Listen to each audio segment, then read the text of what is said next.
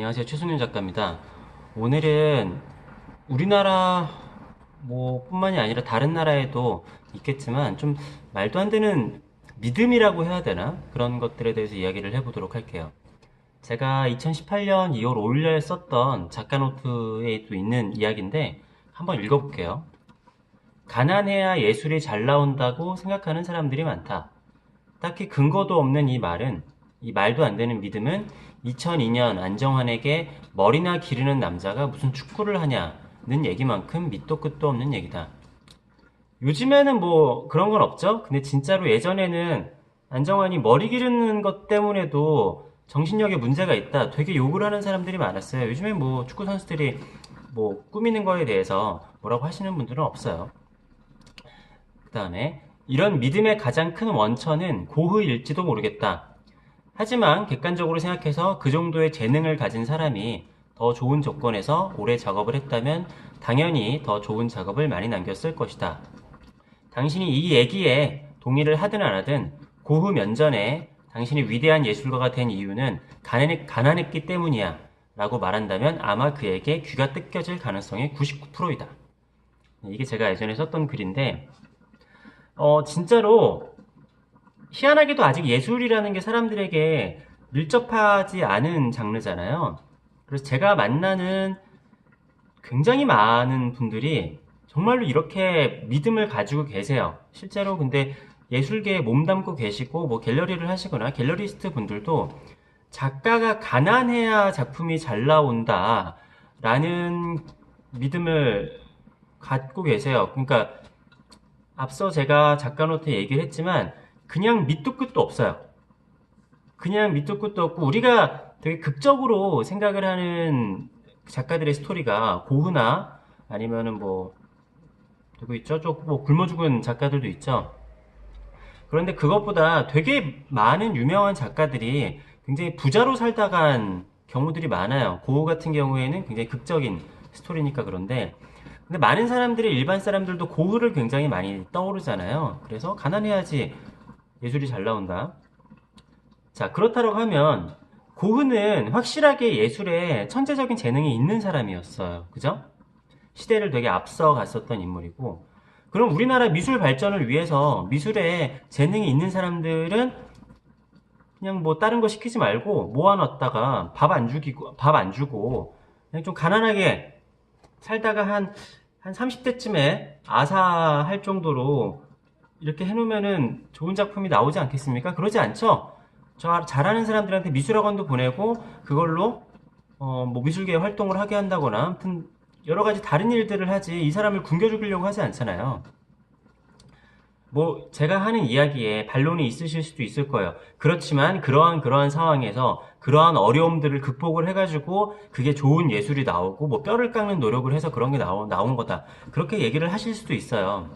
근데 제가 이 글의 마지막에 써놨지만 여러분들이 그렇게 생각을 하든 하지 않든 가난해서 해서 그 당시 굉장히 힘들었던 고흐 앞에다가 당신 그림이 좋은 이유는 당신이 가난하기 때문에 좋은 그림이 나오는 거다 라고 이야기를 하면은 귀가 뜯기진 않더라도 아마 싸대기는 맞을 가능성이 굉장히 클 거라고 네, 생각을 합니다. 그런 극한적인 힘든 게 아니라 작가들이 다들 힘들어요. 제가 앞서 이야기를 했던 부자 작가들이었던 사람들도 되게 다 힘들었을 거예요. 예전에 그 미켈란젤로였네요. 천장화를 그리다가 이렇게 목이 꺾여가지고 그랬다라고 하죠. 미켈란젤로가 가난한 예술가는 아니었을 거 아니에요. 그런데 그럼에도 나름 힘든 게 있었죠. 사람은 다 힘들어요. 아마 이 영상을 보고 계신 99%의 분들은 한 1% 정도는 요즘은 내 삶이 좀 괜찮아. 하지만 힘든 때가 있었지만 요즘은 참 행복해. 라고 생각하시는 분들은 있지만 내 삶이 힘들지 않으신 분들은 아마 거의 없을 거예요. 우리가 부러워하는 재벌들이나 그런 분들도 자기 인생은 힘듭니다. 나와서 얘기를 하면은 여러 가지 변명 많이 하잖아요. 누구든지 자기 인생은 힘들어요. 잘 살든 못 살든. 그래서 힘든 토대로 누구든지 작업은 할 수 있어요. 근데 그 힘들다라는 기준 자체를 남의 잣대로 평가를 하고, 저 사람이 머리를 길렀으니까 쟤는 축구를 할 정신이 없을 거야. 아니면은 저 사람은 뭐 외모가 어떠니까, 아니면은 경제력이 어떠니까. 작가가 좋은 작품이 나오고 안 나온다라는 건 사실 중요한 게 아니고 작품 자체를 보는 게 중요하겠죠. 물론 저 사람이 어떤 생각을 가지고 있고 작가를 보고서 작품을 판단을 하는 것도 맞겠지만, 하지만 가난해서 작품을, 그러니까 작가는 가난해야 된다, 아예 그냥 이렇게 대놓고 얘기하시는 분들이 많아요. 제가 만난 갤러리 관장님들도 작가는 가난해야 된다라고 말씀을 하시거나, 아니면은 그거 말고 그건 좀 너무 극단적이니까 제일 그래도 많이 들은 이야기가, 최승윤 작가 젊은 사람이 너무 빨리 돈을 벌면 안 된다, 라는 얘기를 많이 하시는데, 제가 몇 번 이야기를 했지만 제가 33살 때 통장에 잔고가 0원이라고 그랬잖아요. 그리고 제가 좀 있으면 결혼을 하는데, 제가 서울에 사실 전셋집 하나 구할 돈도 없단 말이죠. 그런데 저한테 작가가, 제가 지금 35살인데 작가가 젊은 나이에 너무 빨리 돈 벌면 안 돼, 이렇게 얘기를 하시는 분들은 자기 이제 자식들, 저보다 어린 자식들한테 결혼할 때는 이제 몇 억짜리 집 사주시고 이렇게 하시는데, 본인들 그러한 가치관은 이렇게 좀 본인 가족부터 하시는 게 좋지 않을까라는 생각도 듭니다. 물론 가난하지만 거기서 이게 역경을 딛고 좋은 작업을 하시는 분들은 당연히 그것을 토대로 좋은 작업을 할 수 있겠죠.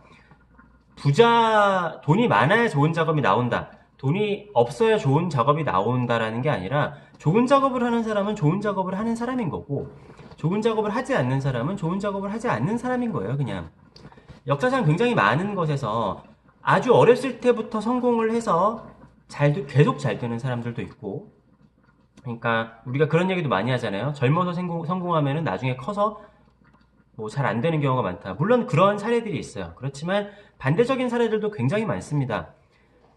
뭐 예를 들어 왕도 그렇고 가수들도 그렇고 아주 어렸을 때부터 잘 돼가지고 계속 잘 되는 사람들도 많아요. 역사적으로 보면은 우리가 아는 굉장히 위대한 인물들 중에 어렸을 때부터 계속 잘 돼가지고 계속 잘 된 사람들이 많아요.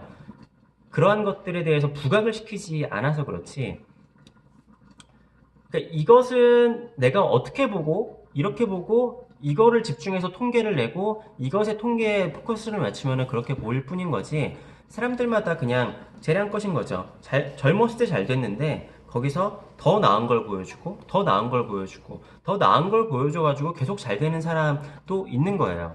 물론 어렸을 때 모든 미천을 다 보여줘가지고 그 이후로는 잘 안 되는 사람들도 있겠죠. 그렇지만 사람 일은 모르는 겁니다. 네. 하지만 분명히 드릴 수 있는 거는, 고흐 정도의 그런 미술적인 천재적인 재능을 가진 사람이 그렇게 힘들게 일찍 죽지 않고, 모네처럼 한 80세 이상까지, 모네가 80 정도까지 살았네. 아무튼 오래 산 걸로 알고 있는데, 아니면 현존하는 작가들처럼 좀 뭐 부와 명예를 누리면서, 부와 명예까지 아니라 그냥 작업이 가능할 정도로, 생계가 가능할 정도의 돈만 있더라도 작업을 계속했으면은 아마 훨씬 더 많은 좋은 작업을 했을 거라는 게 객관적으로 더 맞지 않을까 싶어요. 그만한 재능이 있는 사람이면은 무대를 펼쳐주면은 더 잘했겠죠. 모르는 이야기이긴 해요. 고흐가 그냥 거기까지가 자기의 능력의 한계였을지, 아니면은 기회를 줬으면 더 잘했을지, 그거는 모르는 얘기잖아요. 하지만 그 정도의 재능을 가지고 있는 사람이었다라고 하면은 더 좋은 환경에서 더 많은 그림을 그렸으면은 분명히 더 좋은 그림을 그려냈을 거라고 저는 생각을 합니다.